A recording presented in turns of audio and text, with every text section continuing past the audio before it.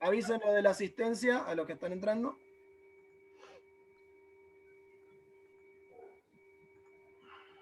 Profe, una pregunta. ¿Lo que graba, lo sube al mismo canal o donde? No, sí, lo subo al canal y después lo subo ¿cómo es?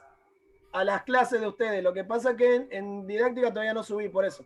¿Está? Ah, bien, porque la clase pasada yo no estuve. Ahora voy a empezar a grabar y voy subiendo, así tienen ustedes. Ah, bueno, listo. Bien, entonces, dijimos entonces obstáculo epistemológico. ¿Estamos? Bien. Para Brousseau, nos dice que el error, ¿no? Es un texto largo, pero no queda otro. El error no es solamente el efecto de la ignorancia, la incertidumbre, sino que también es el efecto de un conocimiento anterior que, a pesar de su interés o éxito, ahora se revela falso o simplemente inadecuado. Vamos a hacerlo un poquito más sencillo. ¿Qué sería un obstáculo epistemológico?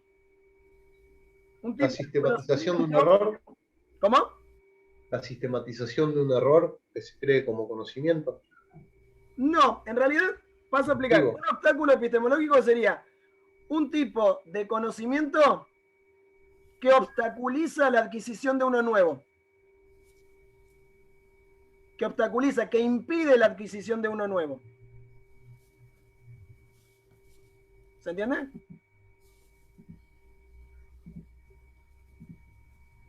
¿Qué es lo que dije yo? ¿No? Es un tipo de conocimiento que impide la adquisición o construcción de uno nuevo. Por eso, si volvemos a lo que había dicho Brousseau, fíjense que dice, el error no es solamente efecto de la ignorancia. ¿Ven? Entonces podríamos decir de alguna manera que un obstáculo es un tipo de conocimiento que impide la adquisición, la construcción de uno nuevo. Bien. Lo que nos pasó con el triángulo sería.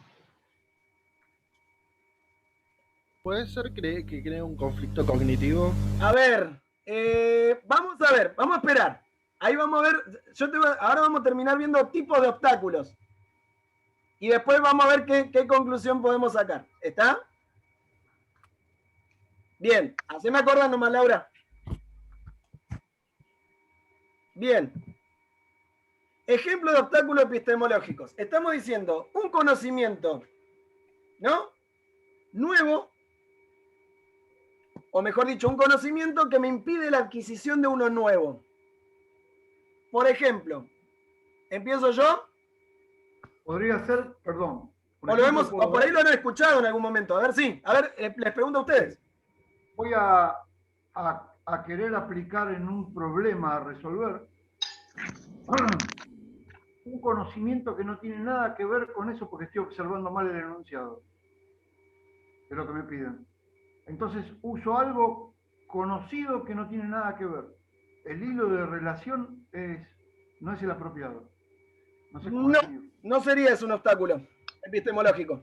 Fíjate, aparte el término obstáculo epistemológico, episteme, ¿qué es? Ciencia. Es un obstáculo de la ciencia misma. Anótenlo si está por ahí. Igual lo vamos a ver más adelante, pero igual para tenerlo en cuenta. Es un obstáculo de la ciencia misma. Y es más, es un conocimiento que funciona, pero después no. ¿La ley de cierre? A ver, ¿cómo sería eso? Y que nosotros en el fondo durante la primaria y el secundario no nos dicen que es ley de cierre. Y nos dicen que pasamos de un miembro a otro, pero si lo hacemos con una raíz, no estamos encontrando el valor real. Entonces, ahí tenemos un obstáculo epistemológico, porque pero no estamos decimos... usando tanto, me parece. ¿Vos querés decir ley uniforme? La ley uniforme, perdón. Ahí está. Ley uniforme. La ley uniforme. ¿Cuáles son sinónimos? Ley uniforme o de cierre, se llama. Mirá. La ley de cierre va más para el lado de la psicología, ¿no? A cómo tienden a percibir las figuras. Ley de cierre es la ley de composición interna. Claro. Entonces, A ver, pero no viendo vamos con ejemplos más concretos. Ojo que lo que vos dijiste en realidad es otra cosa, pero después lo vamos a ver. Es medio parecido a lo que dijo Laura. ¿Está bien? Bueno, a ver. Vamos a un ejemplo de obstáculo epistemológico. Ejemplo. Yo el típico ejemplo que cito es el de la distributividad. Con respecto al... Vamos a hacer una cosa. Bueno, doy ese ejemplo y nada más. Distributividad de la multiplicación respecto de la adición. Vinculado. Uy.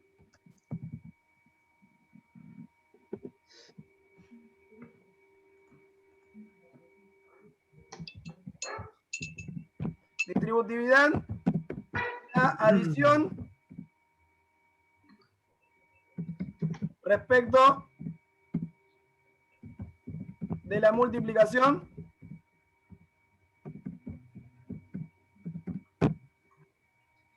respecto vinculado. ¿Con qué creen ustedes?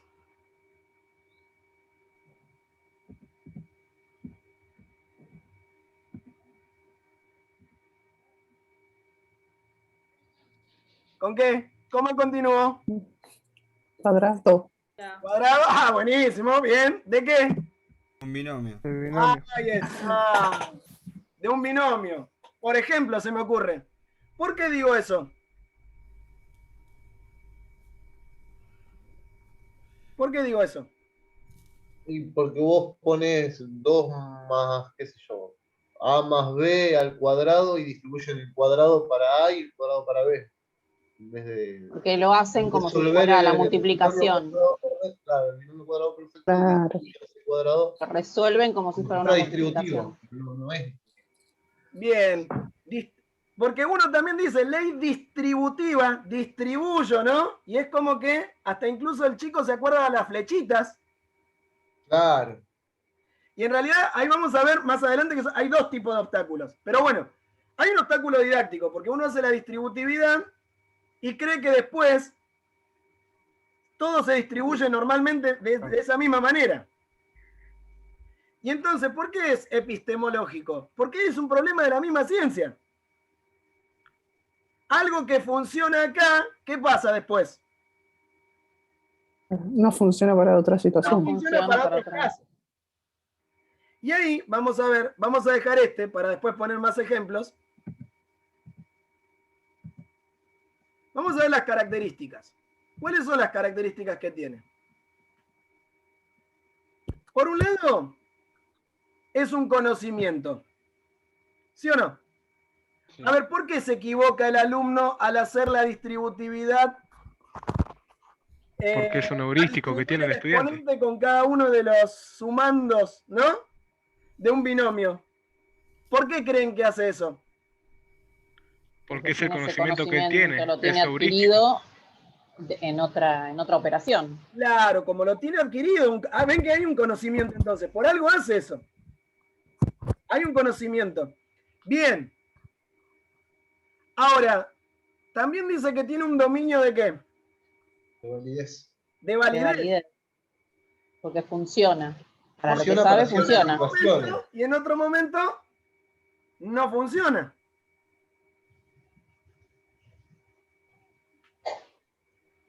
¿Se entiende? Bien, ¿cuál es la otra característica que tiene? Es que resiste, es resistente, es duro, y encima no solamente resiste, sino que también vuelve a ¿qué? Aparecer. Vuelve a aparecer, reaparece. Se hace sistemático. Se hace sistemático, ¿no? El volver a caer en ese error.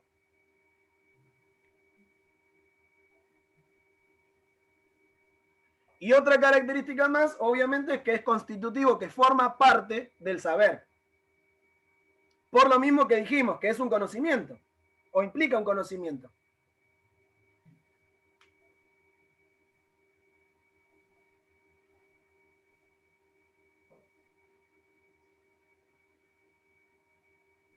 ¿Estamos ahí? Con estas 4 características. ¿A alguien se le ocurre? Pero fíjense que es un problema de la ciencia misma, ¿eh? ¿Lo ven o no? ¿Qué diferencia hay con lo que ustedes por ahí planteaban, Laura y Juan? Que yo dije, después lo vamos a ver. No, que no es un conocimiento que teníamos mal aplicado, o que queríamos aplicar una cosa, no se nos ocurrió otro camino que no usar las herramientas que teníamos. Nos encontramos con que no teníamos otro camino por donde ir si no aplicábamos lo que sabíamos de trigonometría. O sea, pero no es que aplicamos mal. Claro, por eso hay que verlo. Yo creo que tiene que ver con otro tema. Profesor, podría ser un... Ahí tendría que ver, lo que está narrando Laura tiene que ver con lo que dije antes, quedarme varado en un paradigma y no poder abrir a otra posibilidad. Ah, bueno, pero por algo pasa eso. También hay un por algo. Se llama mecanismo. Bueno, puede ser. Bueno. Porque yo creo que no tenemos desarrollado más el pensamiento geométrico. Yo no sé, yo lo digo en mi caso. Yo siempre digo que mi cerebro... Puede ser. Bien. Que no... Otro ejemplo podría ser la potencia. El alumno cuando ve que está al cuadrado, directamente la base lo multiplica, ponele 2 por 2 o 3 por 2. Bueno, puede ser que sea un obstáculo. A ver, lo vamos a poner, ¿no? ¿Les parece? Pasa mucho, sí, es verdad. Bien, puede ser. ¿Dónde estamos? Acá. Mezclar la potencia con quién. Cuando ordenan fracciones también. Con la multiplicación. Cuando ordenan fracciones. No, al multiplicar, ¿no? Multiplicar potencia. Vos, por ejemplo, Rebe, decís 2 al cubo igual a 6, dicen. Por eso, multiplicar. Perdón, base y potencia no. Base con exponente. Ahí está, base y exponente. Multiplicar base y exponente. En la potencia. Ahí está. Escribí. ¿No? Puede ser. Porque suele pasar. ¿Sí? Por eso. Sí. Bueno, por eso es lo que estamos viendo. Es que es lo que estamos aprendiendo justamente. Profe, o también aplicar la regla de los signos en la suma y la resta. Muy bien, me gustó. Regla de signos de la multiplicación, ¿no? Claro.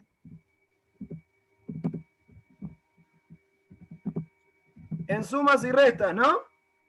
En la adición y listo. Más fácil. Sí. ¿Qué más? Cuando ordenan fracciones, que miran el número de abajo si es más grande o no. O decimales que seguían por el último número si es más grande o no. Orden de las fracciones, ¿no? ¿No? Sí. Sí.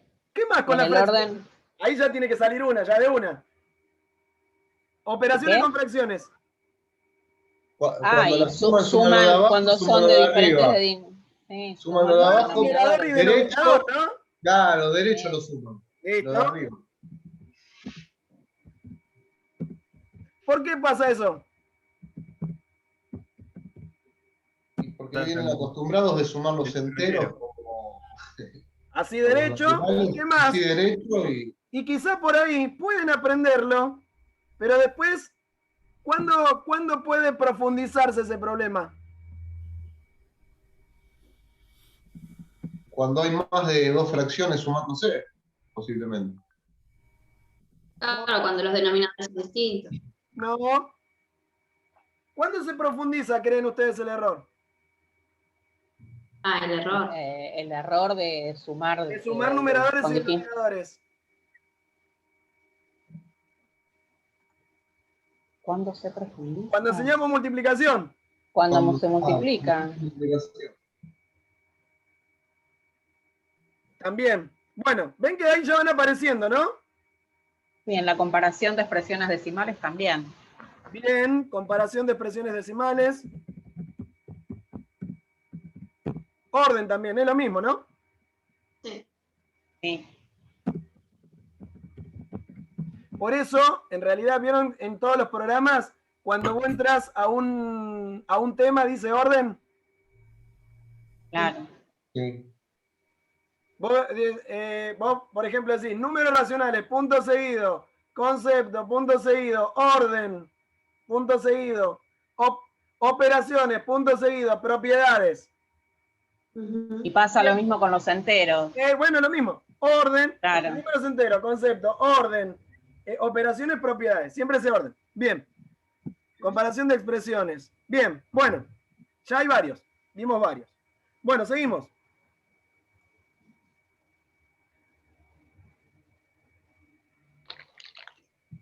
Bien, tendría que mejorar el power, pero bueno.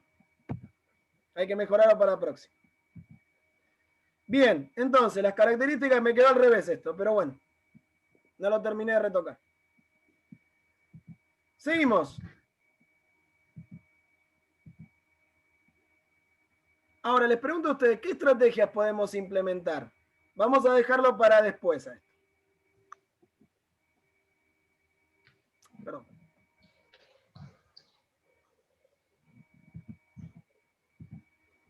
Bien, y acá vemos la arqueología de los obstáculos. ¿Está bien? Esto es lo que me parece importante para que lo tengan en cuenta. Es decir, tipo de obstáculos. Sería, ¿no? Sí.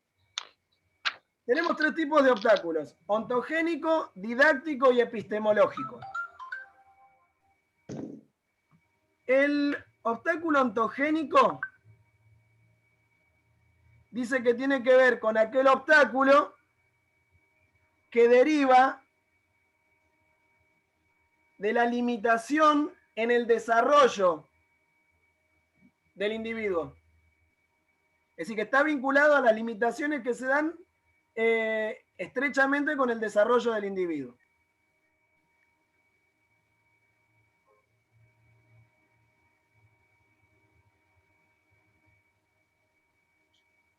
Ejemplo, lo hago bien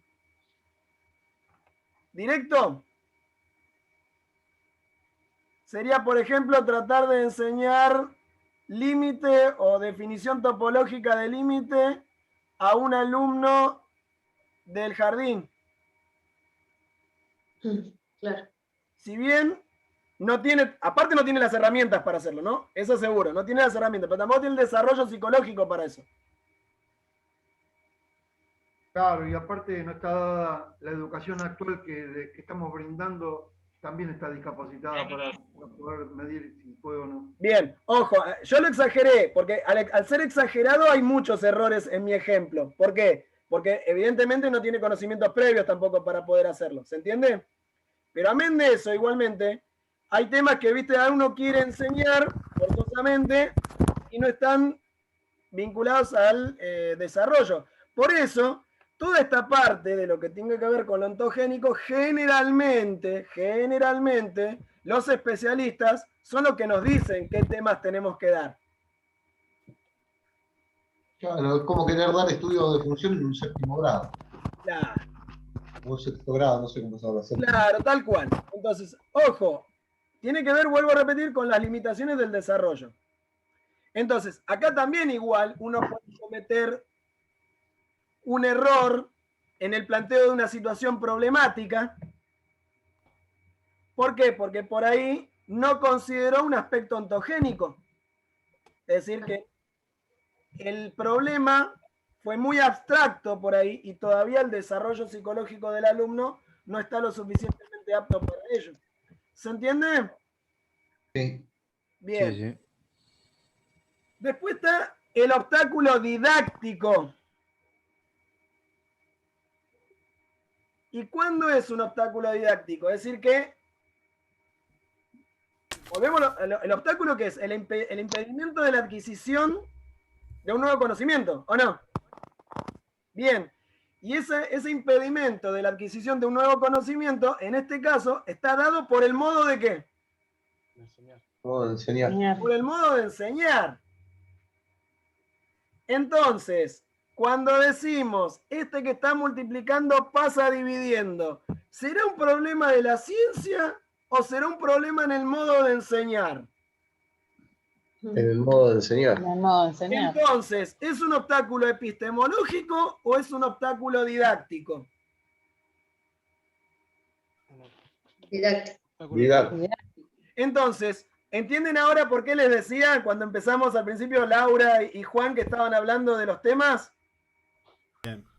Que en realidad no era un obstáculo epistemológico, sino que también era un problema o era un obstáculo de tipo didáctico. Una pregunta, ¿puedo hacer? Sí. Porque me perdí, capaz. Nosotros estábamos viendo los obstáculos epistemológicos. ¿Y estos no eran los tipos de obstáculos epistemológicos? No, arqueología de los obstáculos. Ah, bien. Tipo de obstáculos, en general. Bien, listo. Sí. Me quedé pensando Querí que derivada de eso. Bien. Me quedé pensando que en la historia de la docencia, como quien dice, en lo que respecta a enseñanza, siempre los especialistas encontraron obstáculos didácticos. Por eso cambiaron hoy vamos a hacer Singapur, antes éramos, ¿cómo se llama esto? La enseñanza mexicana o española. O sea, desde arriba también hay obstáculos epistemológicos, que un observador especialista, entre comillas, dice esto no va más, cambiemos de forma de enseñar. Teoría de conjunto no va más, empecemos por acá. Es una mezcla en realidad, es una mezcla de todo, es una mezcla de obstáculos de todo tipo.